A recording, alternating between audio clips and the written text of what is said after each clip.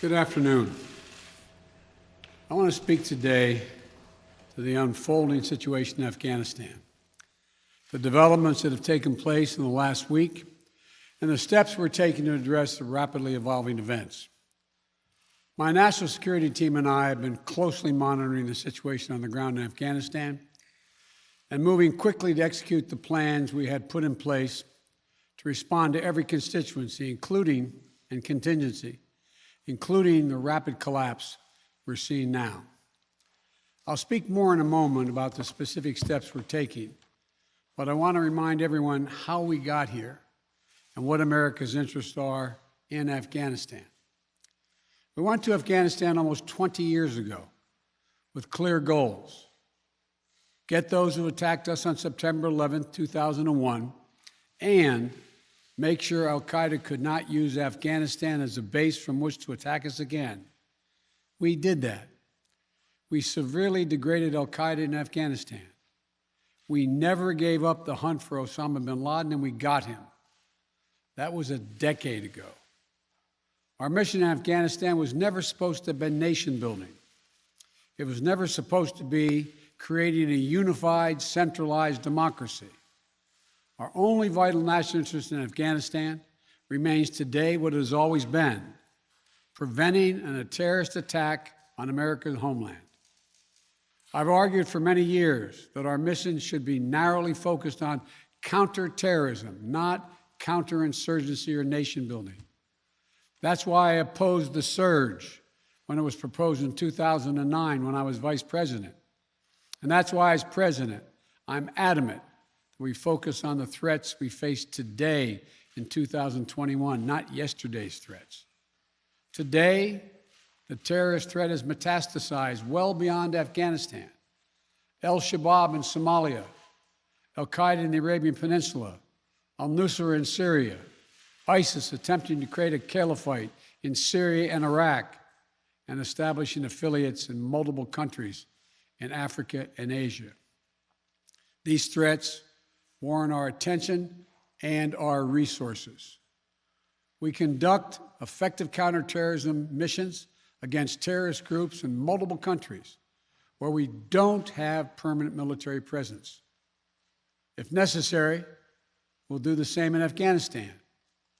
We've developed counterterrorism over-the-horizon capability that will allow us to keep our eyes firmly fixed on the direct threats to the United States in the region and act quickly and decisively if needed. When I came into office, I inherited a deal that President Trump negotiated with the Taliban. Under his agreement, U.S. forces would be out of Afghanistan by May 1, 2021, just a little over 3 months after I took office. U.S. forces had already drawn down during the Trump administration from roughly 15,500 American forces to 2,500 troops in country. And the Taliban was at its strongest militarily since 2001.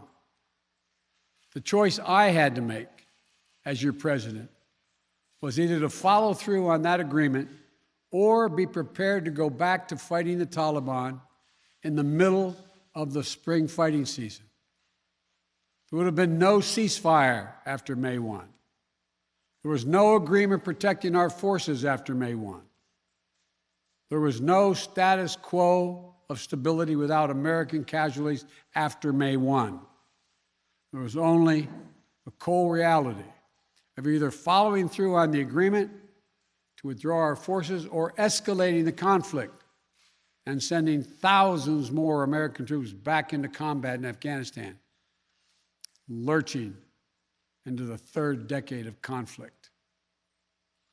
I stand squarely behind my decision.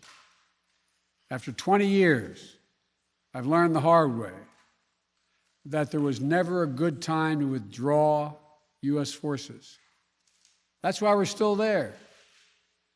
We were clear-eyed about the risks. We planned for every contingency, but I always promised the American people that I would be straight with you.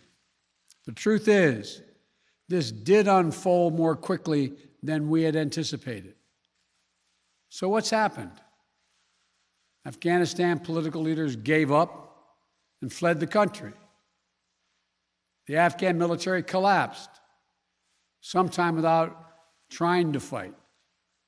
If anything, the developments of the past week reinforced that ending U.S. military involvement in Afghanistan now was the right decision. American troops cannot and should not be fighting in a war and dying in a war that Afghan forces are not willing to fight for themselves. We spent over $1 trillion. We trained and equipped an Afghan military force with some 300,000 strong, incredibly well equipped, a force larger in size than the militaries of many of our NATO allies. We gave them every tool they could need. We paid their salaries, provided for the maintenance of their Air Force, something the Taliban doesn't have. Taliban does not have an Air Force. We provided close air support. We gave them every chance to determine their own future. We could not provide them was the will to fight for that future. There's some very brave and capable Afghan special forces units and soldiers. But if Afghanistan is unable to mount any real resistance to the Taliban now, there is no chance that 1 year, 1 more year, 5 more years, or 20 more years of U.S. military boots on the ground would have made any difference. And here's what I believe to my core. It is wrong to order American troops to step up when Afghanistan's own armed forces would not. If the political leaders of Afghanistan were unable to come together for the good of their people, unable to negotiate for the future of their country when the chips were down, they would never have done so while U.S. troops remained in Afghanistan, bearing the brunt of the fighting for them. And our true strategic competitors, China and Russia, would love nothing more than the United States to continue to funnel billions of dollars in resources and attention into stabilizing Afghanistan indefinitely. When I hosted President Ghani and Chairman Abdullah at the White House in June, and again when I spoke by phone to Ghani in July, we had very frank conversations. We talked about how Afghanistan should prepare to fight their civil wars after the U.S. military departed, to clean up the corruption in government so the government could function for the Afghan people. We talked extensively about the need for Afghan leaders to unite politically. They failed to do any of that. I also urged them to engage in diplomacy, to seek a political settlement with the Taliban. This advice was flatly refused. Mr. Ghani insisted the Afghan forces would fight, but obviously he was wrong. So I'm left again to ask of those who argue that we should stay, how many more generations of America's daughters and sons would you have me send to fight Afghanistan's civil war when Afghan troops will not? How many more lives, American lives, is it worth? How many endless rows of headstones at Arlington National Cemetery? I'm clear on my answer. I will not repeat the mistakes we've made in the past.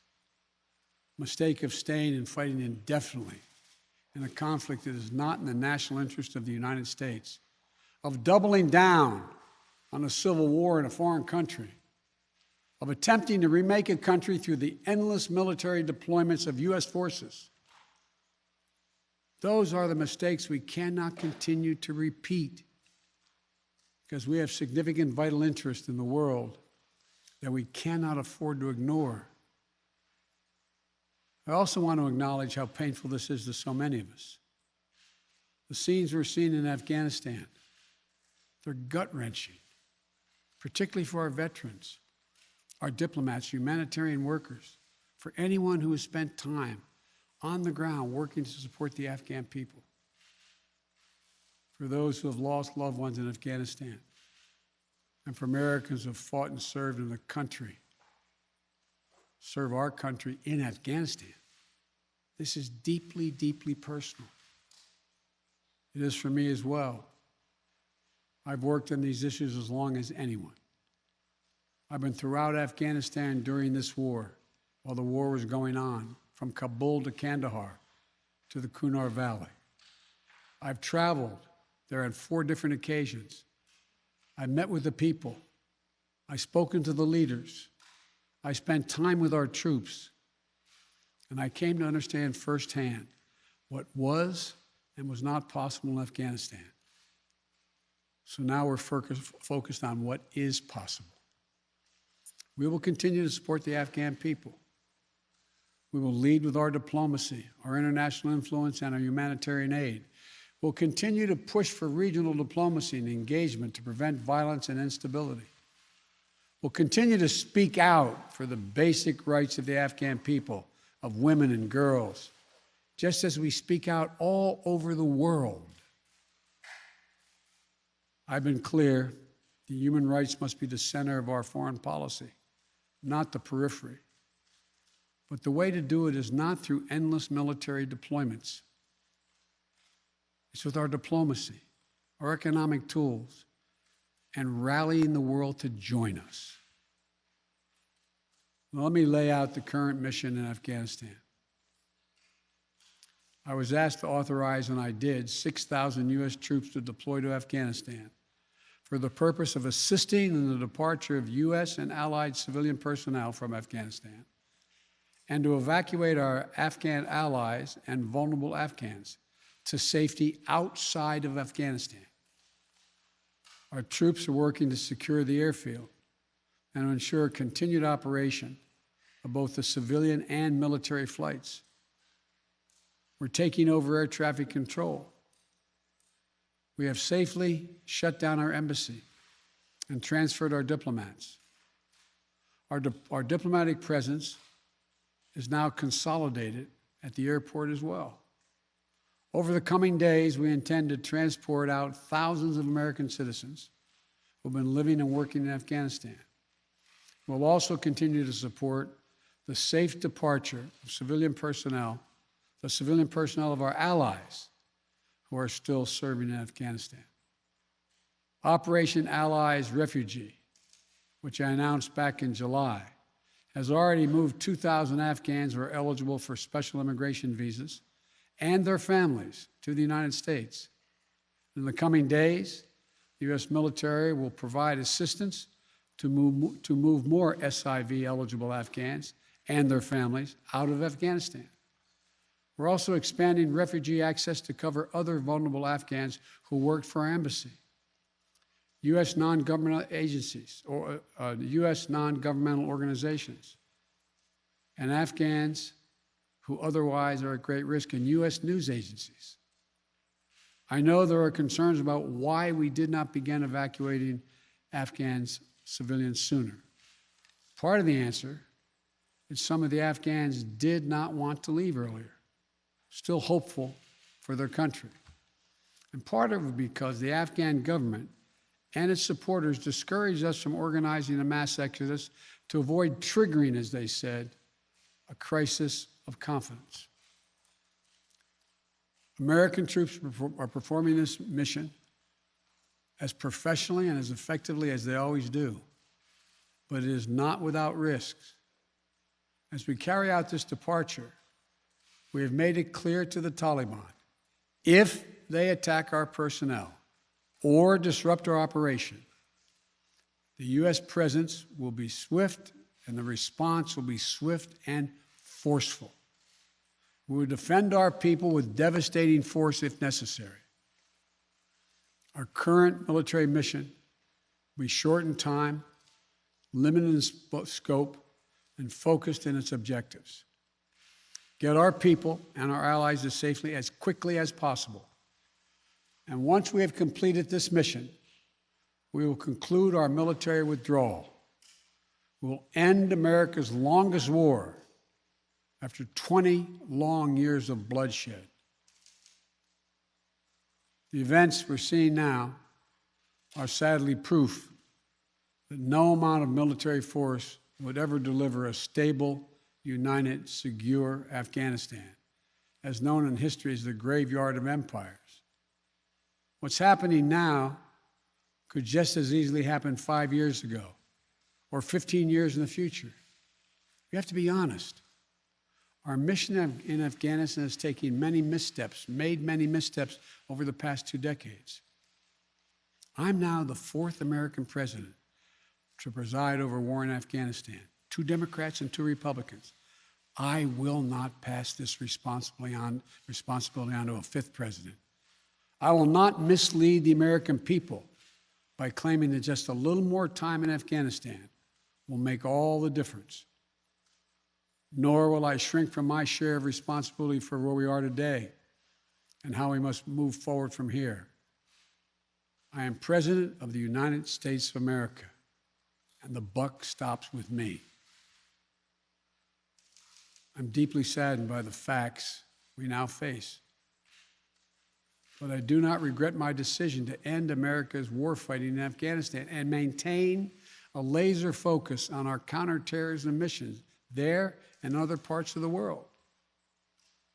Our mission to degrade the terrorist threat of al-Qaeda in Afghanistan and kill Osama bin Laden was a success. Our decades-long effort to overcome centuries of history and permanently change and remake Afghanistan was not, and I wrote and believed it never could be. I cannot and will not ask our troops to fight on endlessly in another country's civil war, taking casualties, suffering life-shattering injuries, leaving families broken by grief and loss. This is not in our national security interest. It is not what the American people want. It is not what our troops, who have sacrificed so much over the past 2 decades, deserve. I made a commitment to the American people when I ran for president that I would bring America's military involvement in Afghanistan to an end. While it's been hard and messy, and yes, far from perfect, I've honored that commitment.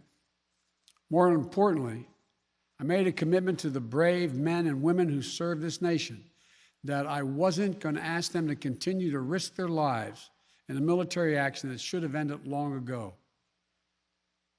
Our leaders did that in Vietnam when I got here as a young man.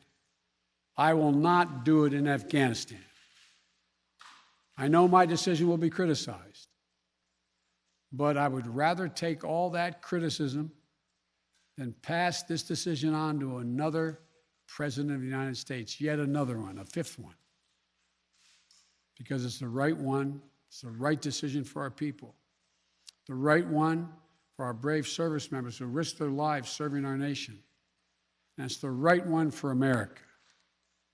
Thank you. May God protect our troops, our diplomats, and all brave Americans serving in harm's way.